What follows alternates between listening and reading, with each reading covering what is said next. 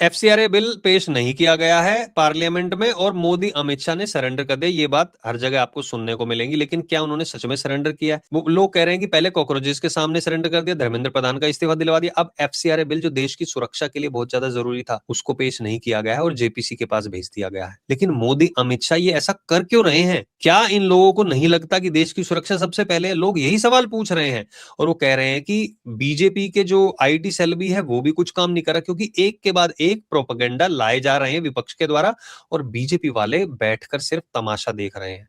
अरे अमित शाह और मोदी जी पार्लियामेंट में नहीं आए, विपक्ष का कहना है कि आइए जवाब दीजिए गोली किसने चलवाई। वो एक बात पर अड़े हुए हैं, उन्होंने अपना एजेंडा तय कर लिया है कि किस बात पे अड़ना है। वो आने का नाम नहीं ले रहे हैं। राहुल गांधी, अमित शाह ने आज कहा कि भाई आइए 3 बजे, आप 2 बजे मुझे दीजिए, आपको क्या क्या किस बारे में बात करनी है, 3 बजे से हम चर्चा शुरू करते हैं और कल भी चर्चा करेंगे। लेकिन ओपोजिशन बात करने को तैयार नहीं है, एक ही बात पे अड़ा हुआ है। ये बताइए कि लाठीचार्ज किसने करवाया था, किसके ऑर्डर पे हुआ था जंतर मंतर पे? झारखंड के बारे में बात नहीं करनी है। लेकिन वो इसको डिरेल कर क्यों रहे हैं? देखो, दो बिल महत्वपूर्ण बिल है, एक डिलिमिटेशन का और दूसरा एफसीआर है। डिलिमिटेशन बिल जिससे कि सीटों की संख्या 543 से बढ़ाकर 850 की जानी है, यानी कि जो जहां जहां पे जनसंख्या बढ़ी है उसको दोबारा से रिव्यू करके 2011 की जनगणना के अनुसार जो हो चुकी है, 15 साल हो चुके हैं उसको, उसके बाद वो बढ़ाई नहीं गई थी सीटों की संख्या। 1976 में भी बढ़ाई गई थी, उसके बाद 2002 में फ्रीज कर दिया गया था सीटों को और नहीं बढ़ाई गई थी, लेकिन क्षेत्र बढ़ा दिया गया था। लेकिन देखिए ये किया क्यों जा रहा है? डिलिमिटेशन में क्या है, जो एमपीज की संख्या बढ़ेगी तो वो उनकी जवाबदेही होगी। अभी एक एक बड़े बड़े एरियाज हैं उसमें एक एक एमपीज हैं, अब वहां पे 2 एमपीज होंगे जनसंख्या के अनुसार तो वो लोगों की भलाई के लिए काम कर पाएंगे। लेकिन लोगों की भलाई के लिए काम करना है ऑब्वियसली, इसलिए ओपोजिशन मान नहीं रही है। लेकिन डिलिमिटेशन बिल इसलिए भी पहले लाना जरूरी है क्योंकि एफसीआरए का तोड़ वहीं से निकलेगा। कैसे, मैं आप लोगों को समझाता हूं। देखिए, एफसीआरए बिल का विरोध सिर्फ ओपोजिशन नहीं, जो एनडीए की कुछ पार्टियां जो सहयोग दे रही हैं उनमें भी विरोधाभास है और वो भी इसको नहीं करना चाहते हैं। इसलिए सरकार ने भी फैसला लिया है कि एफसीआरए को अभी जेपीसी में भेजा जाएगा। लेकिन जेपीसी का में भेजने का मतलब ये नहीं है खत्म हो जाएगा। भाई वक्फ बिल को भी वहां भेजा गया था और उसके बाद लागू कर दिया ना। तो जो लोग ये सोच रहे हैं कि लागू नहीं होगा, भाई थोड़ा दिमाग के घोड़े दौड़ाओ और सोचो एयर टाइट करके कि भाई बाहर से फंडिंग आएगी, क्या पता कोई लूप होल रह गया हो उसमें, एक दो चीजें हो सकता है थोड़ी रिलैक्स भी कर दे। क्या पता वो जो चीजें रिलैक्स करनी है वो जानबूझ के एक्स्ट्रा छोड़ी हुई हो और फिर जो उसमें चेंजेस किए जाएं कि भाई चलो ठीक है ये चीजें तो हटेंगी। तो आप अभी से अपना निर्णय ये बनाना कि सरकार ने सरेंडर कर दिया बिल्कुल भी ठीक नहीं है। क्यों? क्योंकि मोदी सरकार ने 3 महत्वपूर्ण बिल ऑलरेडी पास किए जिसमें जजों की, सुप्रीम कोर्ट के जज की संख्या बढ़ाना हो, डिजिटल पेमेंट्स हैं उनके ऊपर चार्ज लगेगा, जो ओनर होते हैं, जो दुकानदार वगैरह होते हैं, मर्चेंट होते हैं उनके ऊपर, और तीसरा और महत्वपूर्ण डेथ एंड बर्थ सर्टिफिकेट के ऊपर। भाई कितने फर्जी बर्थ सर्टिफिकेट महाराष्ट्र में पाए गए थे आप लोगों को पता है ना, और बंगाल में, जिसकी वजह से ये लोग बांग्लादेश से आके नागरिकता ले लेते हैं और उसके बाद वोट भी डालते हैं। तो ये तीनों बिल 3-3 4-4 मिनट के अंदर पास कर दिए गए थे। जो डिलिमिटेशन है उसमें जब सीटों की संख्या बढ़ेगी तो 4 बहुत महत्वपूर्ण राज्य हैं जिनमें सीटों की संख्या सबसे ज्यादा बढ़ेगी। यूपी, एमपी, राजस्थान, बिहार, चारों में बीजेपी एनडीए की सरकार है। क्यों? क्योंकि वहां पर जनसंख्या ज्यादा तेजी से बढ़ी है। जो जहां ज्यादा जनसंख्या है इसलिए वहां पर एक्स्ट्रा जो सीटें हैं उनको लाया जा रहा है ताकि भाई एमपीज अपना काम अच्छे से कर सके। ज्यादा एमपीज होंगे, ज्यादा अच्छे से जनता की समस्याओं को सुनेंगे और उसके ऊपर काम करेंगे। तो 850 लाने का यहाँ पे विचार है। तो जब वो चीज हो जाएगी और वहां पर मेजोरिटी और भी टाइट हो जाएगी बीजेपी की, तो भाई फिर तो आप चाहे एफसीआरएल हो, वन नेशन वन इलेक्शन हो, सारे काम वो यहीं पे हो जाएंगे। एक के बाद एक भारत सरकार बिल लेके आएगी जिससे भारत देश जो है उन्नति करेगा। अब ये लोग चाहते नहीं है। ट्रंप ने खुद कहा था भारत के इलेक्शन में पैसा दिया जा रहा है, अमेरिका से पैसा जा रहा है। भाई वो पैसा आना चाहिए एनजीओस को, ऐसी संस्थाओं को, लोगों के कल्याण के लिए। लेकिन कुछ रिपोर्ट्स में दावा किया गया है कि बहुत ज्यादा कन्वर्जन हो रहा है, स्पेशली साउथ में, पंजाब में, वहां पे कन्वर्जन ज्यादा हो रहा है, ये बीजेपी का आरोप है। और कुछ पैसा उसमें यूज किया जा रहा है। ये संस्था क्या करती है, उन पैसे को रोक के रखती है और फिर जब जरूरत पड़ती है, किन चीजों में जरूरत पड़ती है आपको पता ही है। अभी ये धरना दिया गया था जंतर मंतर पे, आप लोग जानते हैं। भाई 10-10, 20-20 लाख रुपए का वहां पे डेली का खर्चा हो रहा था। कौन दे रहा था वो खर्चा? आप सोचिए। वो जुनेद जैसे लोगों तो खाना बांट रहा था वहां पे, आ कहां से रहा था, पैसे कौन दे रहा था? वो फॉरेन फंडिंग हो रही थी, पाकिस्तान वाले, उनका अपने देश में कोई इंटरेस्ट नहीं है, यहाँ पे इंटरेस्ट है, यहाँ पे फंडिंग करने में इंटरेस्ट है। इसलिए एनजीओस जितने भी हैं, चर्चेज हैं, या फिर हो सकता है कुछ मंदिरों में भी किया जा रहा हो, तो सबके ऊपर यहाँ पे सबको की जो फंडिंग है उसको स्क्रूटनाइज किया जाएगा, देखा जाएगा कि पैसे आ रहे हैं और रोक के तो नहीं रख रहे हैं पैसों को। और किन किन कामों में यूज हो रहे हैं। तो जब ये चीजें हो जाएंगी उसके बाद जो चुनाव, नेशनल सिक्योरिटी, वो सारी चीजें अपने आप में खत्म हो जाएंगी।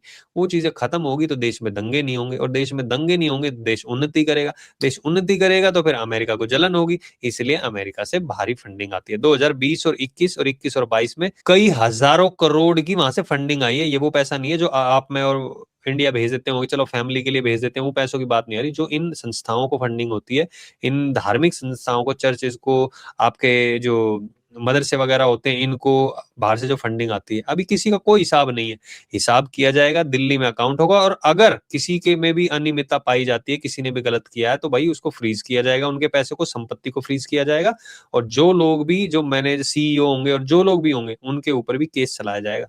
इसलिए सब लोगों को मिर्ची लगी हुई है। इसलिए चर्च वाले भी आके अमित शाह से मिल रहे थे।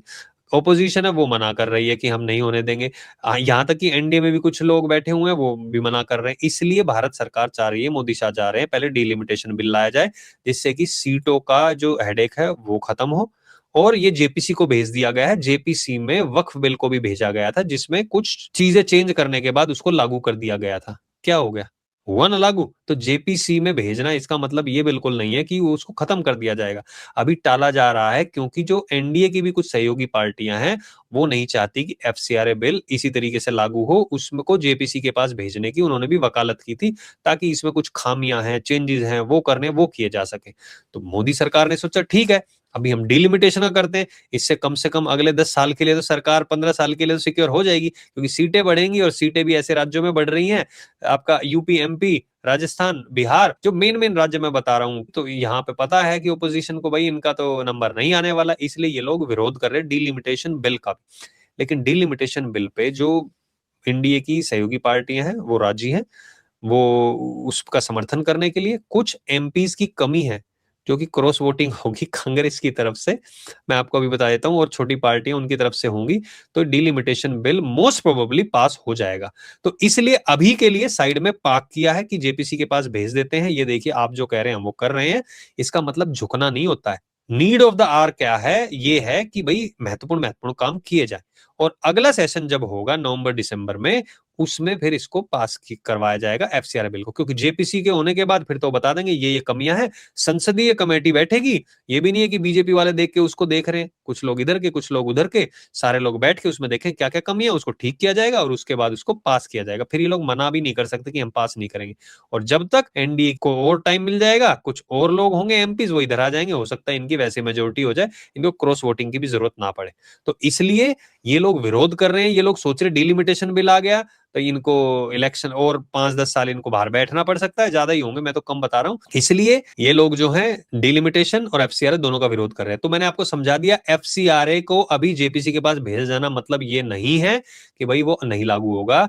ये वक्फ बिल की तरह इसमें कुछ चेंजेस किए जाएंगे और उसके बाद इसको लागू किया जाएगा। तो आप टेंशन ना लें, भारत की सिक्योरिटी को मद्देनजर रखते हुए इस टाइम पे जो फैसला सही है वो लिया जा रहा है। मेरा ये मतलब नहीं है कि मैं उनकी पैरवी कर रहा हूं कि भाई ऐसे ही क्या है, अभी होना चाहिए, आप तो फिर तो इनसे डर जाओगे। डर जाने का मतलब क्या है? अभी एफसीआरए बिल को अड़ जाए वहां पे और वो पास भी ना हो, तो जो एनडीए के अंदर बैठे हुए लोग हैं, जो कुछ सहयोगी पार्टियां हैं, वो भी अपना हाथ पीछे खींच ले, सरकार भी गिर गई, कांग्रेस आ गई, वो कहते हैं हम आगे तो पावर में ये कर देंगे, वो कर देंगे। आपको पता है ना वो यूपी में क्या कहते हैं, वो छोटे छोटे बच्चे भी, एक बार हमारी सरकार आने तो काट डालेंगे। पता है ना आपको? तो थोड़ा दिमाग लगा के सोचो, जो सरकार कर रही है बहुत सोच समझ के कर रही है। इस सरकार का मतलब ये नहीं है कुछ भी बस लागू कर दिया ऐसे ही। तो इसलिए आप लोगों से निवेदन यही है कि अपनी सरकार का समर्थन करें ऐसे टाइम पे। ये परीक्षा की घड़ी है, मुश्किल घड़ी है, ऐसे में आपको साथ खड़े होना चाहिए। तो इस वीडियो को सब लोगों के साथ शेयर करना, कमेंट सेक्शन में बताना आप लोग भी क्या आप मोदी सरकार के साथ खड़े हैं, नहीं खड़े हैं, डिलिमिटेशन बिल और एफसीआर में जो भी वो फैसला ले रहे हैं उसमें। इस वीडियो को सब लोगों के साथ शेयर करना, ताकि जिसके मन में शंकाएं हैं उसकी शंकाएं दूर हो सके। बहुत बहुत धन्यवाद वीडियो देखने के लिए। जो लोग पहली बार देख रहे हैं, हमारे चैनल को सब्सक्राइब करें, फॉलो जरूर करें, फेसबुक पे कहीं पे भी है, और इस वीडियो को ग्रुप्स में शेयर जरूर करें। बहुत बहुत धन्यवाद देखने के लिए। जय हिंद, जय भारत।